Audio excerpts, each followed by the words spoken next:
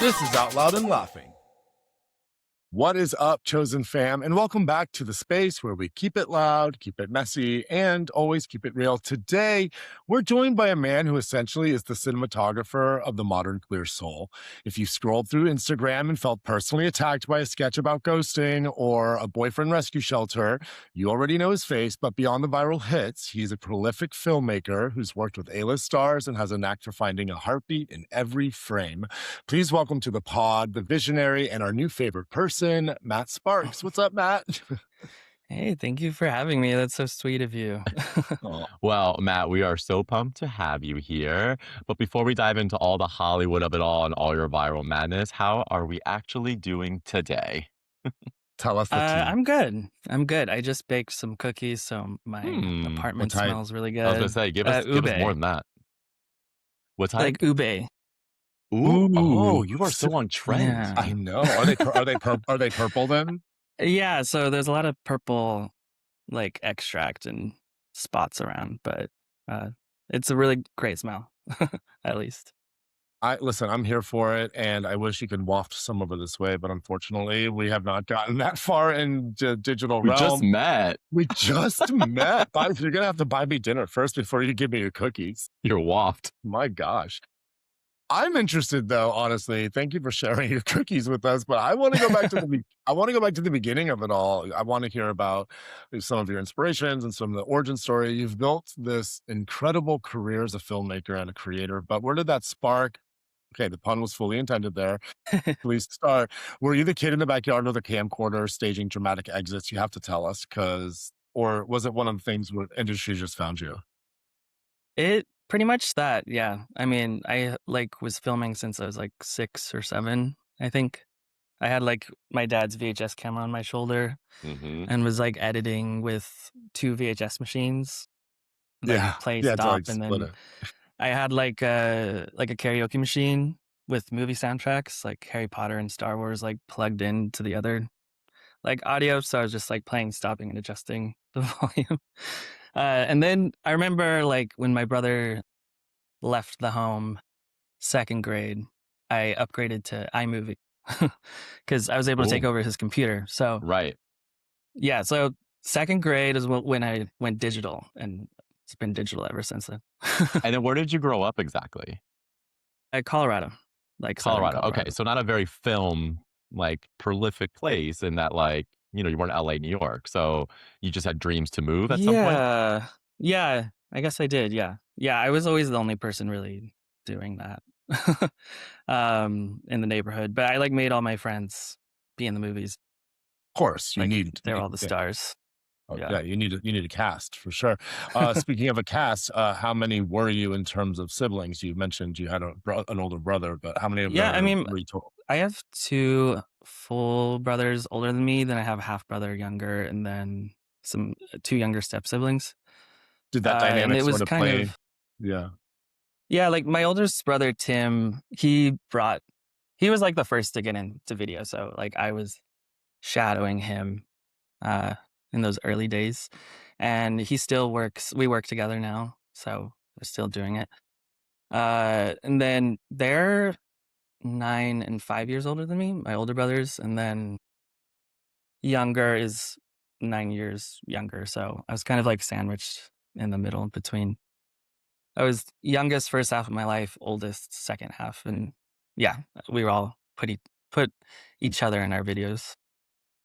Lots of casting. And so we fast forward, we're going to get into the career of it all, but now you live in New York. So outside of careers, which we'll talk about in a second, personal life, who's Matt? What is he doing in Brooklyn? I mean, I I work at home most of the time editing, so I am pretty domestic. Go to the gym, go out on the weekends, see friends, and maybe try. I've been trying to go to more Broadway shows. Ooh, which ones? I feel like there's a lot of good ones right now. I want to see Cats. I want to see Maya Rudolph and Oh Mary. I want to see Yeah. Rocky Horror. Titanic is on Broadway now. Yes, doing really well too. Yeah, no. So I have a long list. So I'm trying to get out more because I get stuck at home. But I try to travel like decent amount. So, but yeah, that's That's me. I love it.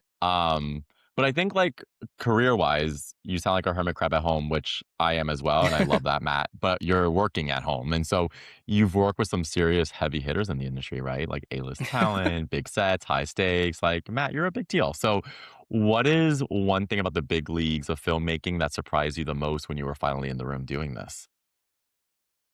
So yeah, I mean, I have a production company with a couple friends and we were just working together all the time. We just like made it official. And like in the beginning, well, I was always doing it on my own. And like when you're a videographer, you're kind of just doing everything. And then over time, I kind of just specialized into post production, so editing.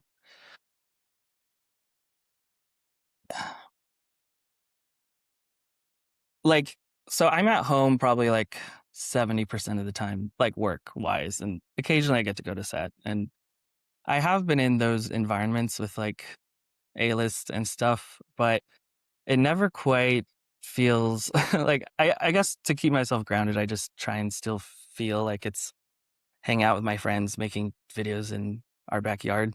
Like I just like try and mentally keep it like that. And that's still how it feels. And sometimes I like forget even like that I've worked with people because I'm just trying to like stay focused and not get in my head too much about it. Well, the end But game can be so daunting too, right? Like sort of the expectations around the deliverable. And I think that's important to keep yourself grounded in the way that you just mentioned it. That's great advice. yeah, yeah. Sometimes if I'm working on something high stakes, I like make sure I'm like editing in my most comfortable like pajamas or something that I would never wear outside just so I can kind of like have that contrast. Yeah, lean But in. I'm in sweats now, so I get it. yeah, yeah, sweats all day. Any favorite projects that your production company's worked on that come to mind or that you're able to speak of? I think we just did like a big thing with H&M last Okay, Mm. week, like this huge editing. Like I was actually there because like basically we're like editing the footage from this collection launch like as soon as it's happening. Um, sick. and we've done things like that a few times, and that's fun. But I think maybe one of my favorite things I've edited was this like short film, like a little dance film with Tilda Swinton Okay. and Julio Torres. Mm. Um, it was like for them magazine, but I think it was like what made it more special was I felt like I could really see myself in it and like I could Yeah. just have fun. Uh, It was more of like an and artistic expression of your own. yeah, yeah, it was directed by James Emmerman, who's a great photographer, and it was like very leaning into dance, which a lot of what Taboo does, the production company, what I do is in dance and music. So like really played into my strengths, which was fun. So there's like that professional side, but then how would you explain your social side? Because I kind of want to segue into this one project that you did, and it cracks me up. It's your 60 minutes parody on ghosting. It hit home for so many people, including myself. First of all, it like treated dating like a crime, and it was sort of like. Put on the backdrop. I'm sort of sharing for our listeners. It's sort of shared like this in a style of a federal investigation. It almost threw you in the spotlight at one point. I mean, it was amazing. Can you tell us a little bit about that project? Thank you. Yeah, so Yeah. I like started experimenting with like some AI stuff just on the side and posting it on my TikTok, and I didn't expect anything from it. It was just like for my friends, and then a few of them went viral, and then for a few months I was like, should I put this on Instagram? Like I'm not sure cuz I think like since there's so much of my professional work on there, I was a little bit nervous of like crossing. Hmm. But I don't know. I feel like people can handle multiple lanes, and like I don't think we need to like I don't want to so self police my work or feel like I need to put off some sort of image. But anyway, so I started posting them on Instagram and they were doing well, and it kind of just like became this sandbox on the side to just experiment and like have fun. And I watch a lot of like news and I feel like old people news, like 60 Yeah. Minutes and CBS Sunday mornings. And I never thought that would like come in handy or turn into anything. But Yeah. uh, yeah, so basically, yeah, I wanted to parody that and kind of just threw myself in there.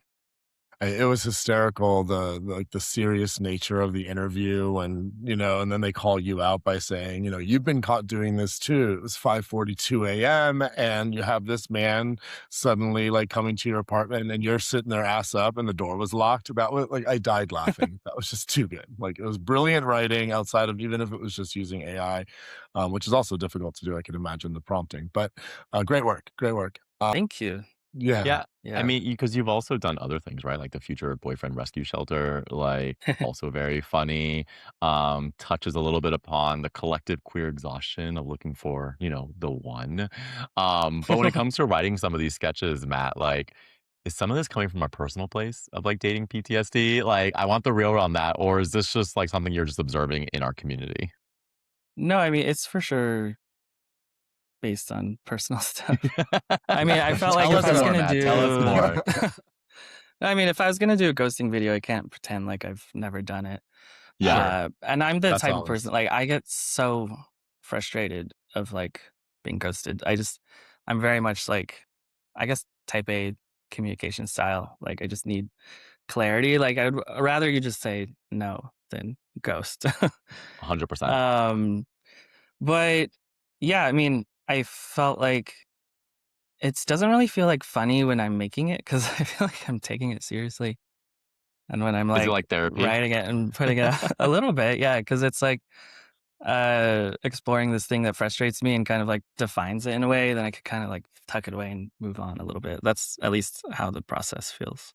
When you're doing that, then how do you know where the jokes are? Like what calls to you in that process? Because if you're so close to it and you're feeling sort of that personal, like where does the joke live in there for you?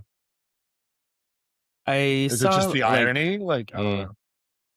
I saw an interview with Steve Carell recently where he was like, somebody who's in a comedy doesn't think they're in a comedy, or like they don't think Mm, their world is comedic, so it's like they just are taking it fully seriously. And I guess that's how I always, if I'm going to do something comedic, like I don't want it to like go in feeling like I'm trying to be funny. Like I want it to more come from the situation. that's um brilliant. and it's kind of like just I don't know, just leaning into my thoughts about it. And uh yeah, I don't like, not sure if I answered, but No, mm, you actually did because when you just said about, leaning into your thoughts, um, on top of like just trying to capture this human experience, which is actually the joke, right? Like it's just it mhm. lives in that. mhm. I'm interested to know, you know, when you're putting that away, like how do you sort of protect yourself and sort of come back down to what feels like a baseline, especially when your face and your personal observations are the product. Do you ever like feel pressured to be on or funny when you're just trying to bag groceries, for example? I mean, not really. I mean, I feel like I have to, like, part of it is being vulnerable, and that's what makes it stronger. And I think that kind of helps me, again, like, formalize my idea on something. Like, and it kind of helps me feel more confident, I guess, weirdly. Like, it's by putting yourself out there. So it puts like a layer of protection over something that previously didn't have that, I guess. Um, so like next time I'm ghosted, I could point to my my video Exactly. about it. But yeah, I mean, I never really think of myself as that funny, which was funny when people were thinking the videos were funny. It was just kind of Yeah. something unexpected that I kind of found in myself. But um, yeah, I Do you guess, and I or sorry, go ahead. do you find other people in your family funny? Like, does it come from like your upbringing, or does it sort of just come from the like the ironies of the world? Uh, I I mean, my family's funny, but I wouldn't say we're like it's laugh out loud funny. Right, Um, right. yeah, like I guess yeah, the ironies of the world. Um, and yeah, just trying to. I mean, I think there's something kind of uh like exploring contradictions is interesting. I think, and I think there's something kind of inherently funny about just like exploring that, you know. If what like because you've been working in this industry for a little bit, what are like the top 3 celebrities you loved working with?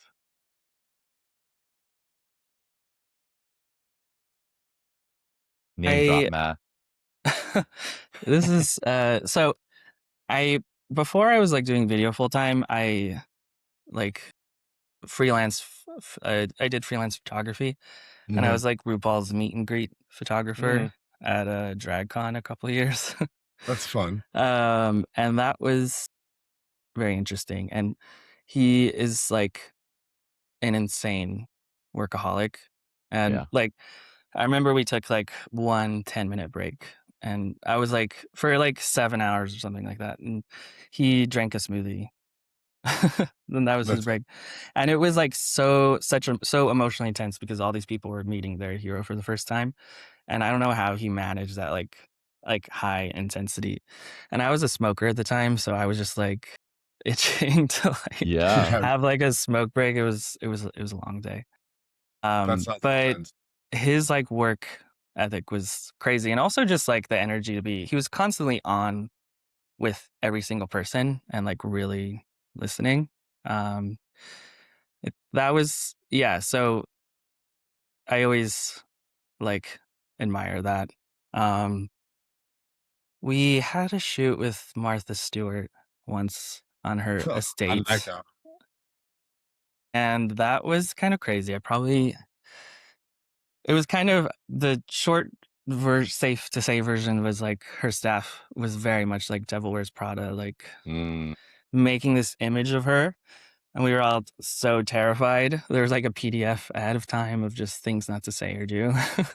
I believe this. And then, but then she was like super chill, and she was so nice. She sat at our table, but I think they were like, somebody was like, oh, she just loves being around young gay men. So, Yeah.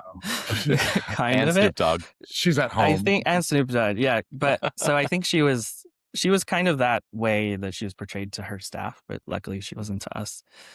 Um, Listen, and she surrounds then herself with people who are the bad cop and do the work for her, so she can just show up and be nice. I love that. yeah. Um, and then I guess the third, like we worked with Casey Musgraves once, Oh. and I didn't really interact with her, but the coolest part was she like live recorded the soundtrack for the video for us. So it was like in a separate room, and they just handed her a guitar, and she did all these just like riffs, and Nice. so it's nice to have that on a hard drive. That's kind of epic. But I love it. No, thank you, Matt. We really appreciate the deep dive, but we do have a ritual here before we let you go.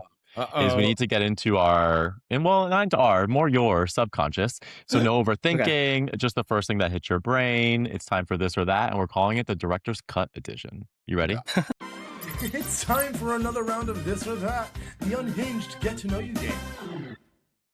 yes, Okay, I'll go first. Meeting at a premiere or meeting at a dive bar? a dive bar for sure. I Okay, love in dive Brooklyn bars. or in Manhattan? I I either, I think, yeah. Okay, you just Like, want a good drink. yeah. Yeah, yeah. Brian's giving you the advanced version of this or that with some choices over here. Some choices. I love it. Are you acting in front of the lens or directing from behind it? Directing for sure. I think, yeah, the 60 minutes, I did record some of that, like, with actual me, and that was interesting. But I felt like I just had to for Well, that that one to do and it. But you for sale at the pound, which was also hysterical. yeah, that one, the comments on that one are, like, crazy. Crazy. I went through the comment section immediately. And this Yeah. kind of scares me, how many people should say I should be neutered, but Yeah. Fair. Okay, do you prefer scruff or no scruff? I mean, I think scruff. But do you prefer that on your men? What do you prefer? Probably, yeah. Yeah, you Yeah. like a little hair. Okay, Well, manly. guys, Yeah, guys, yeah. guys. I would lean more that way. All right, let's cut to the chase here. Are you a butt guy or a chest guy? I like both. I'm pretty Same. 50-50, but I think in my 20s I never really noticed butts. And then I Fair. just kind of like got turned on to it more. We change. We're later. evolving beings. Yeah, I don't know what I was like really missing out. But so I'm into both. It's fine. You can make up for last time, Matt. Yeah, for sure. Okay. Do you prefer like the NYC grit or the LA polish? I'm not so familiar with LA. I've been there a few times, but I would say New York for sure. You strike me as a New York for sure, like me. I lived in LA for a little bit, and I like the Okay. New York City energy and the grit. Yeah, It's the a vibe vibe. is LA.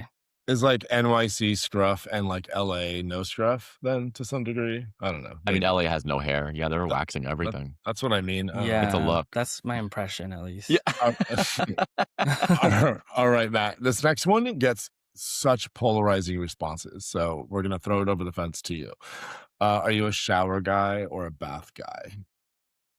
I like forget that I have a bath, but I should explore it more. I bathe like on vacation, I think, but shower is usually what I do. Who's got time? I do. I love a bath. Me Okay. too. Matt, you are now in the sports world. You are playing baseball. Are you pitching or catching in the game? I liked both. Yeah, pretty. You like to play all the 50-50, positions? yeah. Okay. All positions, yeah. Shortstop in the same house. game. John is a shortstop. In the same game, he says. Wow. Yes, as you should. Listen, it's 9 innings, Sean. Yeah, really giving us the umpire. Didn't land. Didn't land. Sorry, dad jokes. Dad joke alert. Do you prefer being the muse or being the mastermind? I get mastermind. Yeah. I don't Listen, know how to but be you are. amused. You Gotta kind of know are. your Yeah. way. Yeah, exactly. Yeah. Well, Matt, this was such a blast. Thank you for being so vulnerable with us and for giving our chosen fam a reason to laugh at the absurdity of our own lives. Where can the fam find you, Matt, and watch your latest films and join the rescue shelter for future boyfriends? So I would say Instagram is probably the best place. It's MDOT Sparks, and Matt Sparks is my name. We're following. Amazing. Well, thank you for listening, chosen fam. Stay loud, stay laughing, and for the love of God, stop ghosting people. We'll talk to you next week. Bye, y'all. Thank you, guys. This was Out Loud and Laughing. We're available everywhere you get your podcasts. Spotify, Apple, YouTube, iHeart, or wherever.